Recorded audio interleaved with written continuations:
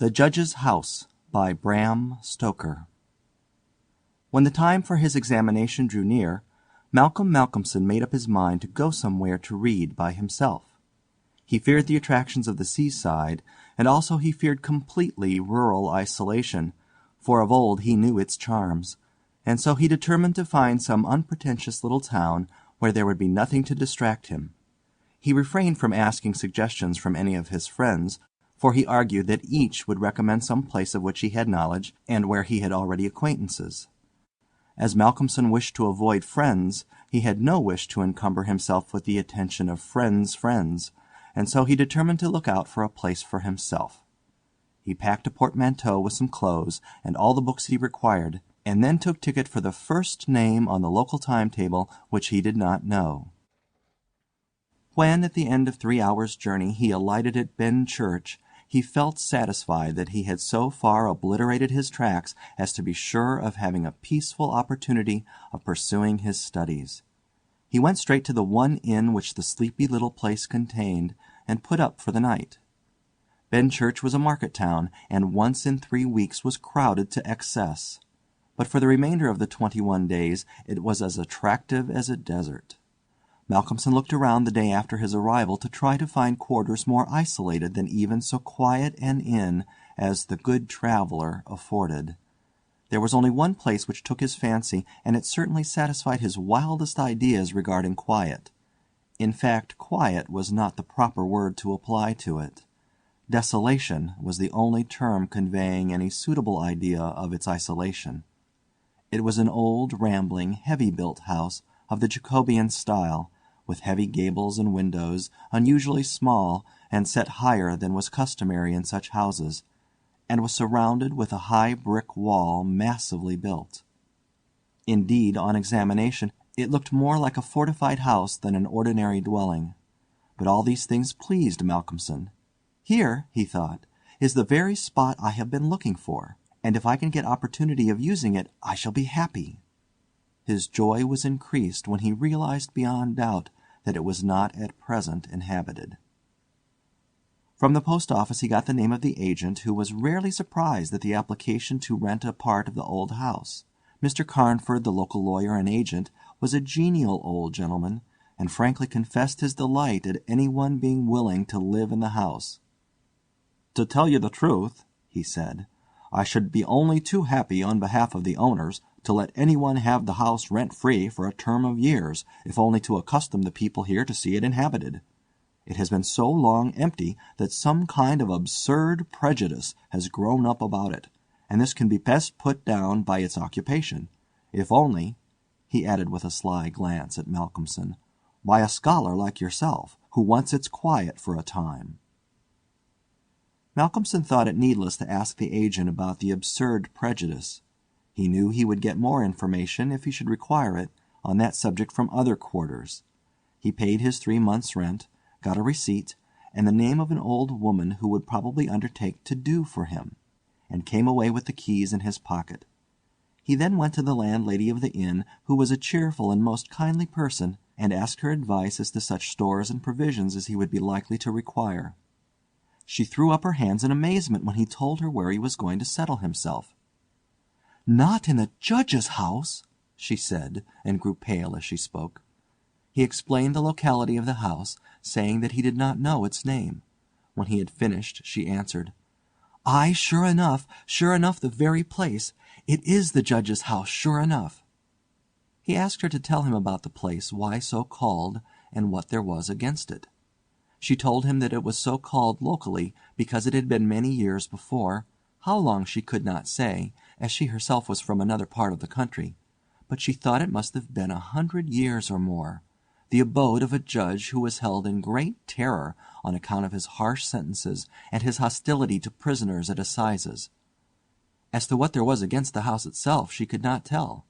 She had often asked, but no one could inform her. But there was a general feeling that there was something, and for her own part she would not take all the money in Drinkwater's bank and stay in the house an hour by herself. Then she apologized to Malcolmson for her disturbing talk. It is too bad of me, sir, and you, and a young gentleman too, if you will pardon me saying it, going to live there all alone. If you were my boy, and you'll excuse me for saying it, you wouldn't sleep there a night, not if I had to go there myself and pull the big alarm bell that's on the roof." The good creature was so manifestly in earnest, and was so kindly in her intentions, that Malcolmson, although amused, was touched. He told her kindly how much he appreciated her interest in him, and added, "But, my dear Mrs. Witham, indeed you need not be concerned about me. A man who is reading for the mathematical tripus has too much to think of to be disturbed by any of these mysterious somethings, and his work is of too exact and prosaic a kind to allow of his having any corner in his mind for mysteries of any kind. Harmonical progression, permutations and combinations, and elliptical functions have sufficient mysteries for me." Mrs. Witham kindly undertook to see after his commissions, and he went himself to look for the old woman who had been recommended to him.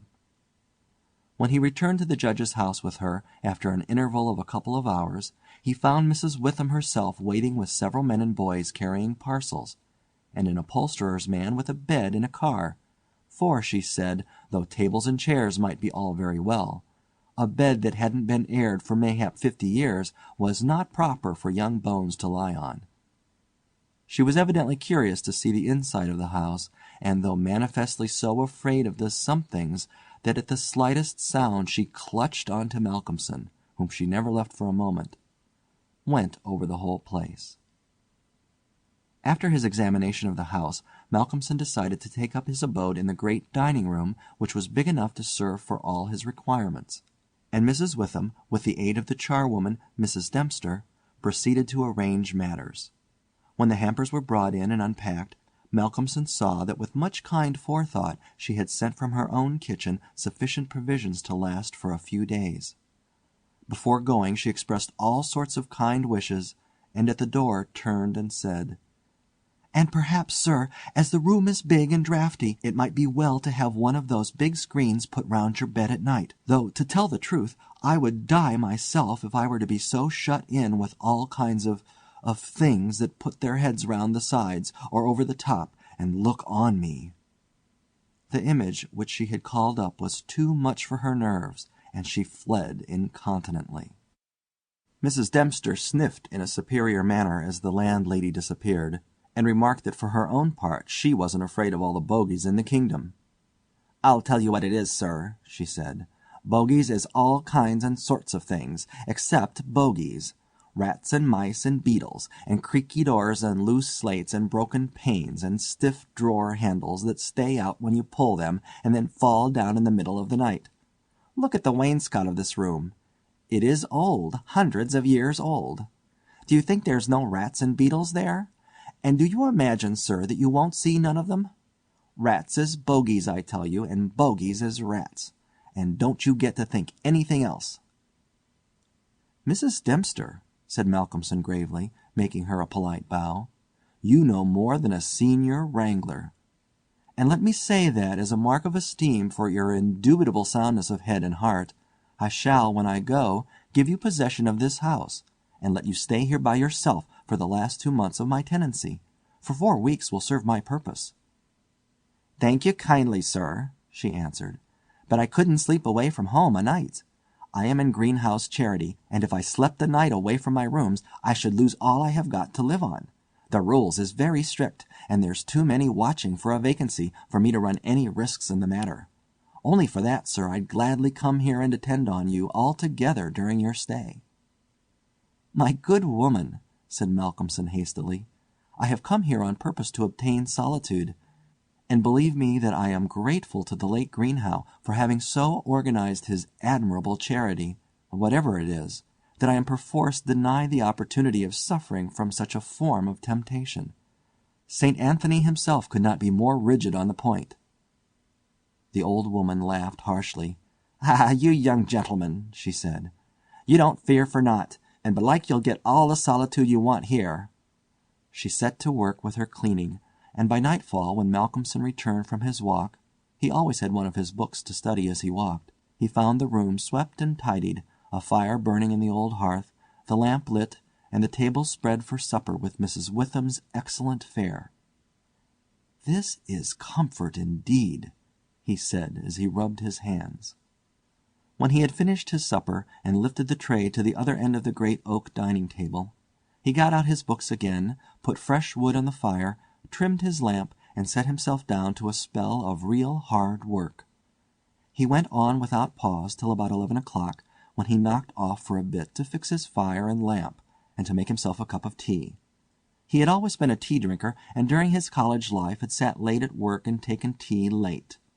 The rest was a great luxury to him, and he enjoyed it with a sense of delicious, voluptuous ease.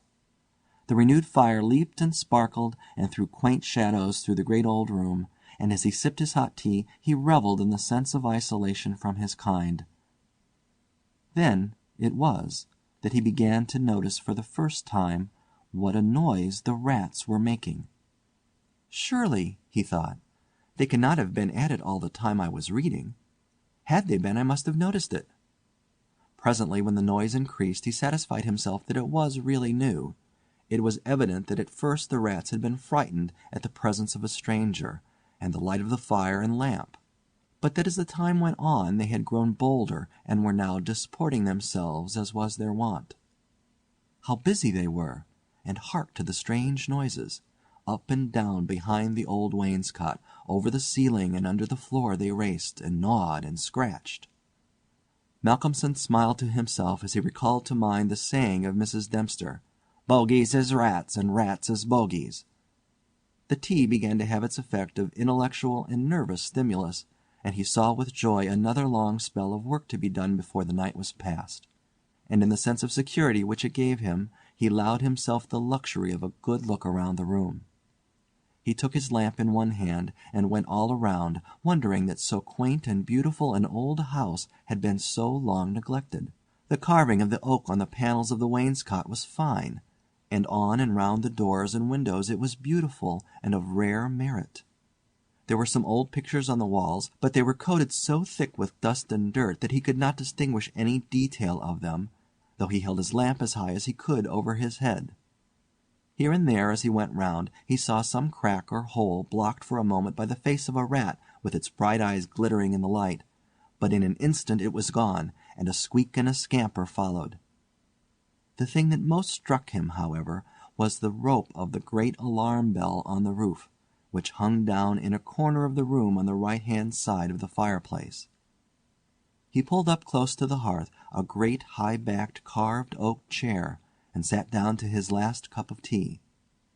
When this was done he made up the fire and went back to his work, sitting at the corner of the table, having the fire to his left. For a little while the rats disturbed him somewhat with their perpetual scampering, but he got accustomed to the noise as one does to the ticking of a clock or to the roar of moving water, and he became so immersed in his work that everything in the world, except the problem which he was trying to solve, passed away from him. He suddenly looked up. His problem was still unsolved, and there was in the air that sense of the hour before the dawn which is so dread to doubtful life. The noise of the rats had ceased. Indeed, it seemed to him that it must have ceased but lately, and that it was the sudden cessation which had disturbed him. The fire had fallen low, but still it threw out a deep red glow. As he looked he started in spite of his sang-froid. There, on the great high-backed carved oak chair by the right side of the fireplace, sat an enormous rat, steadily glaring at him with baleful eyes. He made a motion to it as though to hunt it away, but it did not stir. Then he made the motion of throwing something. Still it did not stir, but showed its great white teeth angrily, and its cruel eyes shone in the lamplight with an added vindictiveness. Malcolmson felt amazed, and seizing the poker from the hearth ran at it to kill it. Before, however, he could strike it, the rat, with a squeak that sounded like the concentration of hate, jumped upon the floor, and running up the rope of the alarm bell, disappeared in the darkness beyond the range of the green-shaded lamp. Instantly, strange to say, the noisy scampering of the rats in the wainscot began again. By this time Malcolmson's mind was quite off the problem, and as a shrill cock-crow outside told him of the approach of morning, he went to bed and to sleep. He slept so sound that he was not even waked by Mrs. Dempster coming in to make up his room. It was only when she had tidied up the place and got his breakfast ready and tapped on the screen which closed in his bed that he woke.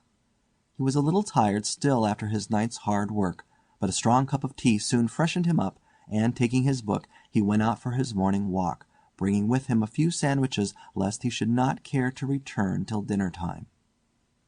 He found a quiet walk between high elms some way outside the town, and here he spent the greater part of the day studying his Laplace. On his return he looked in to see Mrs. Witham and to thank her for her kindness. When she saw him coming through the diamond-paned bay window of her sanctum, she came out to meet him and asked him in. She looked at him searchingly and shook her head as she said, "You must not overdo it, sir. You are paler this morning than you should be. 2 late hours and too hard work on the brain isn't good for any man. But tell me, sir, how did you pass the night? Well, I hope? But my heart, sir, I was glad when Mrs. Dempster told me this morning that you were all right and sleeping sound when she went in." "Oh, I was all right," he answered, smiling. "The somethings didn't worry me as yet. Only the rats. And they had a circus, I tell you, all over the place. There was one wicked-looking old devil that sat up on my own chair by the fire and wouldn't go till I took the poker to him. And then he ran up the rope of the alarm bell and got to somewhere up the wall or the ceiling. I couldn't see where, it was so dark." "Mercy on us!" said Mrs. Witham. "An old devil, and sitting on a chair by the fireside! Take care, sir, take care. There's many a true word spoken in jest." "How do you mean? 'Pon my word, I don't understand." "An old devil, the old devil, perhaps. There, sir, you needn't laugh," for Malcolmson had broken into a hearty peal. "You young folks thinks it's easy to laugh at things that make older ones shudder. Never mind, sir, never mind. Please God, you'll laugh all the time. It's what I wish for you myself." And the good lady beamed all over in sympathy with his enjoyment, her fears gone for a moment. "Oh, forgive me," said Malcolmson presently. "Don't think me rude, but the idea was too much for me, that the old devil himself was on the chair last night," and at the thought he laughed again. Then he went home to dinner. This evening the scampering of the rats began earlier. Indeed, it had been going on before his arrival, and only ceased while his presence by its freshness disturbed them. After dinner he sat by the fire for a while and had a smoke, and then, having cleared his table, began to work as before. Tonight the rats disturbed him more than they had done on the previous night. How they scampered up and down and over and under! How they squeaked and scratched and gnawed! How they, getting bolder by degrees, came to the mouths of their holes, and to the chinks and cracks and crannies in the wainscoting, till their eyes shone like tiny lamps as the firelight rose and fell. But to him, now doubtless accustomed to them, their eyes were not wicked. Only their playfulness touched him. Sometimes the boldest of them made sallies out on the floor or along the mouldings of the wainscot. Now and again, as they disturbed him, Malcolmson made a sound to frighten them, smiting the table with his hand, or giving a fierce "sh! sh!" so that they fled straightway to their holes. And so the early part of the night wore on, and despite the noise Malcolmson got more and more immersed in his work. All at once he stopped, as on the previous night, being overcome by a sudden sense of silence. There was not the faintest sound of gnaw, or scratch, or squeak. The silence was as of the grave. He remembered the odd occurrence of the previous night, and instinctively he looked at the chair standing close by the fireside, and then a very odd sensation thrilled through him. There, on the great old high-backed carved oak chair beside the fireplace, sat the same enormous rat, steadily glaring at him with baleful eyes. Instinctively he took the nearest thing to his hand, a book of logarithms, and flung it at it. The book was badly aimed, and the rat did not stir. So again the poker performance of the previous night was repeated, and again the rat, being closely pursued, fled up the rope of the alarm bell. Strangely, too, the departure of this rat was instantly followed by the renewal of the noise made by the general rat community. On this occasion, as on the previous one, Malcolmson could not see at what part of the room the rat disappeared, for the green shade of his lamp left the upper part of the room in darkness, and the fire had burned low. On looking at his watch he found it was close on midnight, and, not sorry for the divertissement, he made up his fire and made himself his nightly pot of tea. He had got through a good spell of work, and thought himself entitled to a cigarette, and so he sat on the great oak chair before the fire and enjoyed it. Whilst smoking, he began to think that he would like to know where the rat disappeared to, for he had certain ideas for the morrow not entirely disconnected with a rat trap. Accordingly he lit another lamp and placed it so that it would shine well into the right-hand corner of the wall by the fireplace. Then he got all the books he had with him and placed them handy to throw at the vermin. Finally he lifted the rope of the alarm bell and placed the end of it on the table, fixing the extreme end under the lamp. As he handled it he could not help noticing how pliable it was, especially for so strong a rope, and one not in use. You could hang a man with it, he thought to himself. When his preparations were made, he looked around and said complacently, "There now, my friend, I think we shall learn something of you this time." He began his work again, and though as before somewhat disturbed at first by the noise of the rats, soon lost himself in his propositions and problems. Again he was called to his immediate surroundings suddenly. This time it might not have been the sudden silence only which took his attention. There was a slight movement of the rope, and the lamp moved. Without stirring, he looked to see if his pile of books was within range, and then cast his eye along the rope. As he looked he saw the great rat drop from the rope on the oak armchair and sit there glaring at him. He raised the book in his right hand, and taking careful aim, flung it at the rat. The latter, with a quick movement, sprang aside and dodged the missile. He then took another book, and a third, and flung them one after another at the rat, but each time unsuccessfully. At last, as he stood with a book poised in his hand to throw, the rat squeaked and seemed afraid. This made Malcolmson more than ever eager to strike, and the book flew and struck the rat a resounding blow. And it gave a terrified squeak, and turning on his pursuer a look of terrible malevolence, sprang up the chair back and made a great jump to the rope of the alarm bell, and ran up it like lightning. The lamp rocked under the sudden strain, but it was a heavy one and did not topple over. Malcolmson kept his eyes on the rat, and saw it by the light of the second lamp leap to a moulding of the wainscot and disappear through a hole in one of the great pictures which hung on the wall, obscured and invisible through its coating of dirt and dust. "I shall look up my friend's habitation in the morning," said the student, as he went over to collect his books. "The third picture from the fireplace I shall not forget." He picked up the books one by one, commenting on them as he lifted them. Conic sections he does not mind, nor cycloidal oscillations, nor the Principia, nor quaternions, nor thermodynamics. Now for the book that fetched him. Malcolmson took it up and looked at it. As he did so he started, and a sudden pallor overspread his face. He looked round uneasily and shivered slightly, as he murmured to himself, "The Bible my mother gave me. What an odd coincidence!" He sat down to work again, and the rats in the wainscot renewed their gambols. They did not disturb him, however. Somehow their presence gave him a sense of companionship. But he could not attend to his work, and after striving to master the subject on which he was engaged, gave it up in despair, and went to bed as the first streak of dawn stole in through the eastern window. He slept heavily but uneasily, and dreamed much. And when Mrs. Dempster woke him late in the morning he seemed ill at ease, and for a few minutes did not seem to realize exactly where he was. His first request rather surprised the servant. "Mrs. Dempster, when I am out today, I wish you would get the steps and dust or wash those pictures, especially that one third from the fireplace. I want to see what they are." Late in the afternoon Malcolmson worked at his books in the shaded walk, and the cheerfulness of the previous day came back to him as the day wore on, and he found that his reading was progressing well. He had worked out to a satisfactory conclusion all the problems which had yet baffled him, and it was in a state of jubilation that he paid a visit to Mrs. Witham at the Good Traveller. He found a stranger in the cosy sitting-room with the landlady, who was introduced to him as Dr. Thornhill. She was not quite at ease, and this, combined with the doctor's plunging at once into a series of questions, made Malcolmson come to the conclusion that his presence was not an accident.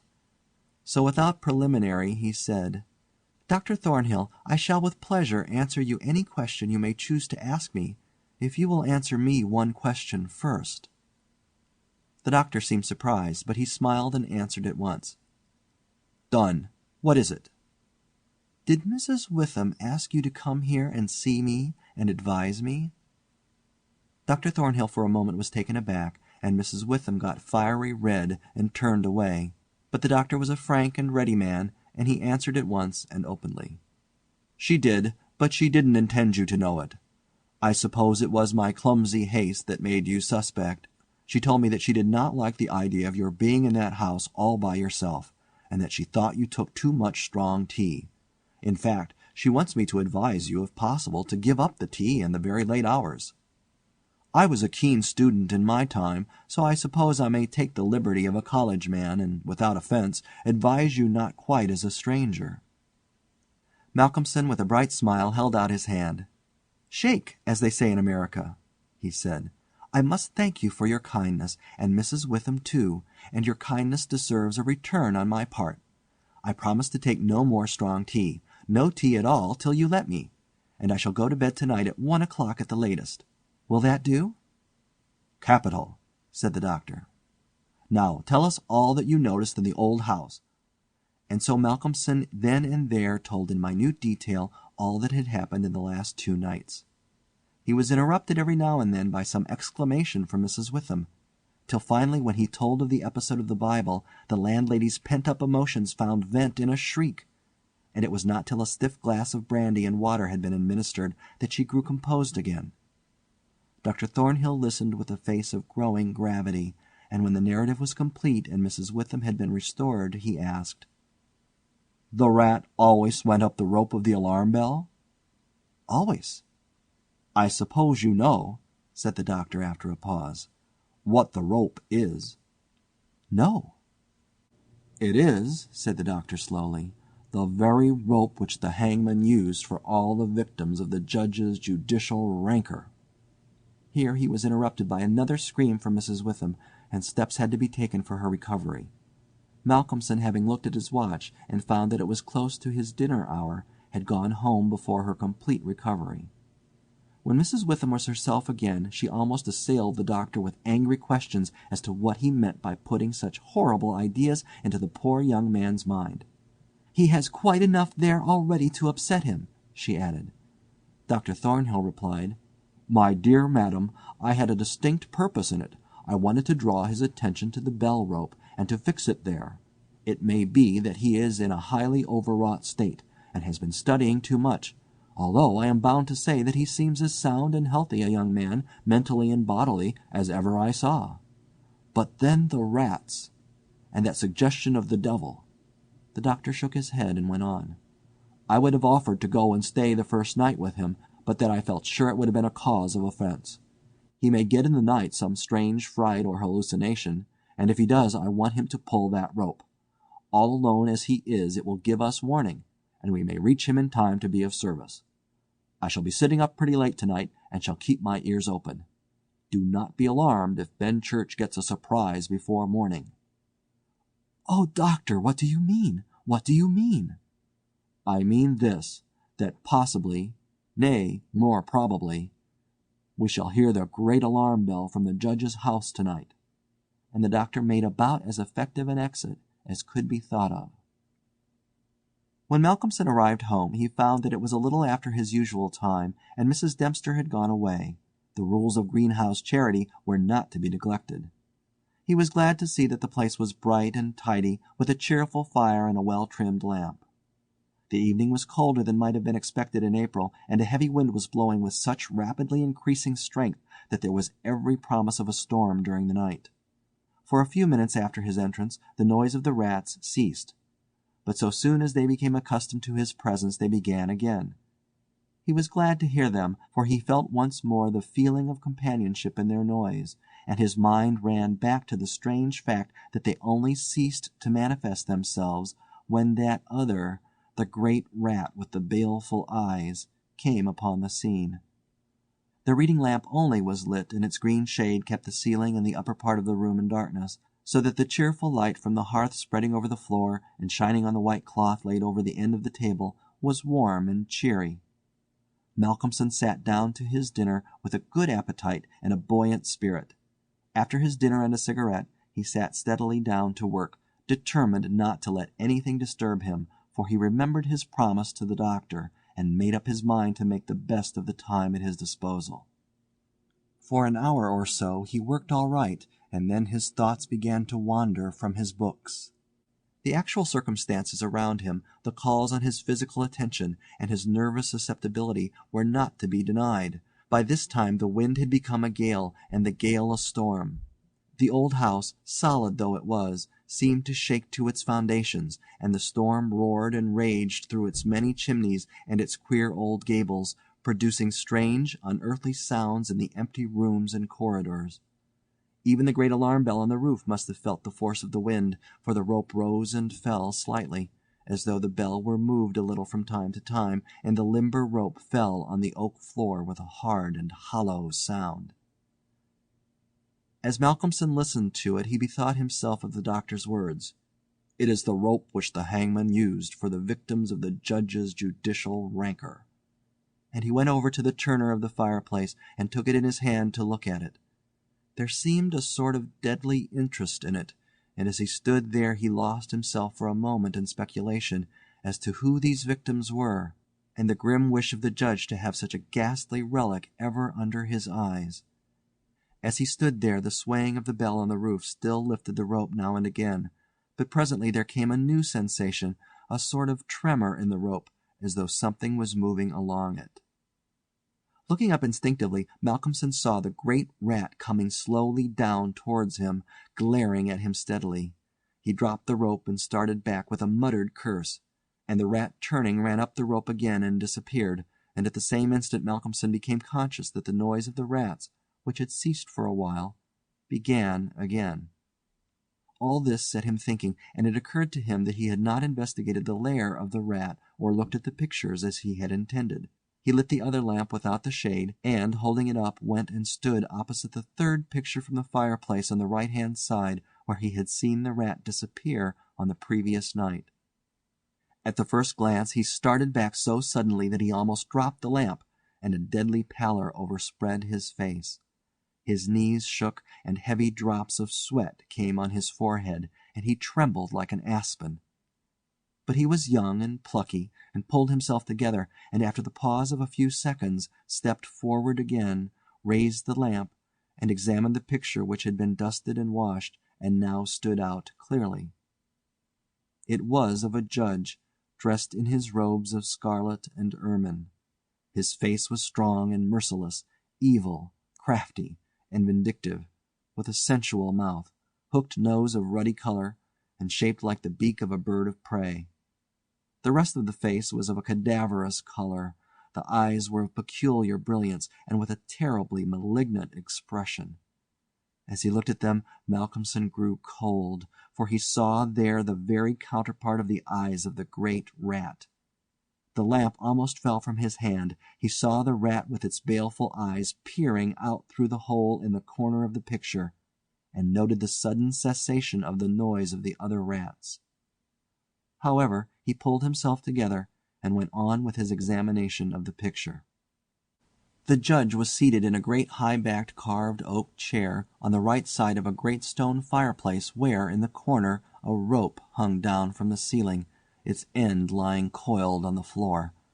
With a feeling of something like horror, Malcolmson recognized the scene of the room as it stood, and gazed around him in an awe-struck manner as though he expected to find some strange presence behind him. Then he looked over to the corner of the fireplace, and with a very loud cry he let the lamp fall from his hand. There, in the judge's arm-chair, with the rope hanging behind, sat the rat with the judge's baleful eyes, now intensified and with a fiendish leer. Save for the howling of the storm without, there was silence. The fallen lamp recalled Malcolmson to himself. Fortunately it was of metal, and so the oil was not spilt. However, the practical need of attending to it settled at once his nervous apprehensions. When he had turned it out, He wiped his brow and thought for a moment.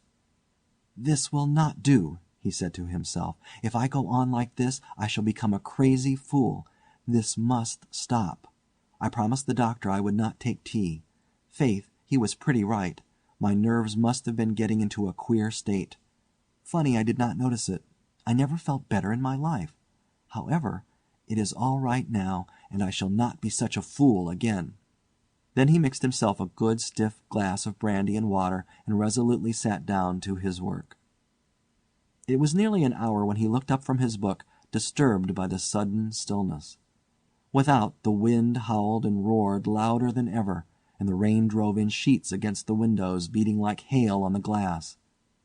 But within there was no sound whatever, save the echo of the wind as it roared in the great chimney, and now and then a hiss as a few raindrops found their way down the chimney in a lull of the storm. The fire had fallen low and had ceased to flame, though it threw out a red glow. Malcolmson listened attentively, and presently heard a thin, squeaking noise, very faint. It came from the corner of the room where the rope hung down, and he thought it was the creaking of the rope on the floor as the swaying of the bell raised and lowered it. Looking up, however, he saw in the dim light the great rat clinging to the rope and gnawing it. The rope was already nearly gnawed through. He could see the lighter color where the strands were laid bare. As he looked, the job was completed, and the severed end of the rope fell clattering on the oaken floor, whilst for an instant the great rat remained like a knob or tassel at the end of the rope, which now began to sway to and fro. Malcolmson felt for a moment another pang of terror as he thought that now the possibility of calling the outer world to his assistance was cut off. But an intense anger took its place, and seizing the book he was reading, he hurled it at the rat. The blow was well aimed, but before the missile could reach him the rat dropped off and struck the floor with a soft thud. Malcolmson instantly rushed over towards him, but it darted away and disappeared in the darkness of the shadows of the room. Malcolmson felt that his work was over for the night, and determined then and there to vary the monotony of the proceedings by a hunt for the rat, and took off the green shade of the lamp so as to ensure a wider spreading light. As he did so the gloom of the upper part of the room was relieved, and in the new flood of light, great by comparison with the previous darkness, the pictures on the wall stood out boldly. From where he stood Malcolmson saw right opposite to him the third picture on the wall from the right of the fireplace. He rubbed his eyes in surprise, and then a great fear began to come upon him. In the center of the picture was a great irregular patch of brown canvas, as fresh as when it was stretched on the frame. The background was as before, with chair and chimney corner and rope, but the figure of the judge had disappeared. Malcolmson, almost in a chill of horror, turned slowly round, and then he began to shake and tremble like a man in a palsy. His strength seemed to have left him, and he was incapable of action or movement, hardly even of thought. He could only see and hear. There, on the great high-backed carved oak chair, sat the judge in his robes of scarlet and ermine, with his baleful eyes glaring vindictively, and a smile of triumph on the resolute, cruel mouth, as he lifted with his hands a black cap. Malcolmson felt as if the blood was running from his heart, as one does in moments of prolonged suspense. There was a singing in his ears. Without, he could hear the roar and howl of the tempest, and through it, swept on the storm, came the striking of midnight by the great chimes in the market-place. He stood for a space of time that seemed to him endless, still as a statue, and with wide-open, horror-struck eyes, breathless. As the clock struck, so the smile of triumph on the judge's face intensified, and at the last stroke of midnight he placed the black cap on his head. Slowly and deliberately the judge rose from his chair and picked up the piece of the rope of the alarm bell which lay on the floor, drew it through his hands as if he enjoyed its touch, and then deliberately began to knot one end of it, fashioning it into a noose. This he tightened and tested with his foot, pulling hard at it till he was satisfied, and then making a running noose of it, which he held in his hand. Then he began to move along the table on the opposite side to Malcolmson, keeping his eyes on him until he had passed him, when with a quick movement he stood in front of the door. Malcolmson then began to feel that he was trapped, and tried to think of what he should do. There was some fascination in the Judge's eyes which he never took off him, and he had perforce to look. He saw the Judge approach, still keeping between him and the door, and raise the noose and throw it towards him as if to entangle him. With a great effort he made a quick movement to one side and saw the rope fall beside him, and heard it strike the oaken floor. Again the Judge raised the noose and tried to ensnare him, ever keeping his baleful eyes fixed on him, and each time by a mighty effort the student just managed to evade it. So this went on for many times, the Judge seeming never discouraged nor discomposed at failure, but playing as a cat does with a mouse. At last, in despair, which had reached its climax, Malcolmson cast a quick glance round him. The lamp seemed to have blazed up, and there was a fairly good light in the room. At the many rat-holes and in the chinks and crannies of the wainscot he saw the rat's eyes, and this aspect, that was purely physical, gave him a gleam of comfort. He looked around and saw that the rope of the great alarm bell was laden with rats. Every inch of it was covered with them, and more were pouring through the small circular hole in the ceiling whence it emerged, so that with their weight the bell was beginning to sway. Hark! It had swayed till the clapper had touched the bell. The sound was but a tiny one, but the bell was only beginning to sway, and it would increase. At the sound the Judge, who had been keeping his eyes fixed on Malcolmson, looked up, and a scowl of diabolical anger overspread his face. His eyes fairly glowed like hot coals, and he stamped his foot with a sound that seemed to make the house shake. A dreadful peal of thunder broke overhead as he raised the rope again, whilst the rats kept running up and down the rope as though working against time. This time, instead of throwing it, he drew close to his victim and held open the noose as he approached. As he came closer there seemed something paralyzing in his very presence, and Malcolmson stood rigid as a corpse. He felt the Judge's icy fingers touch his throat as he adjusted the rope. The noose tightened. Then the Judge, taking the rigid form of the student in his arms, carried him over and placed him standing in the oak chair, and stepped up beside him, put his hand up and caught the end of the swaying rope of the alarm bell. As he raised his hand the rats fled squeaking and disappeared through the hole in the ceiling. Taking the end of the noose which was round Malcolmson's neck, he tied it to the hanging bell rope, and then descending pulled away the chair.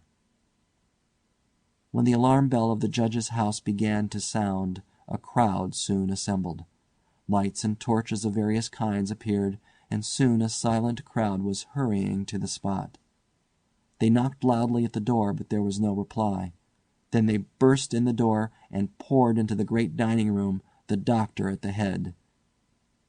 There, at the end of the rope of the great alarm bell, hung the body of the student, and on the face of the Judge in the picture was a malignant smile. End of The Judge's House by Bram Stoker.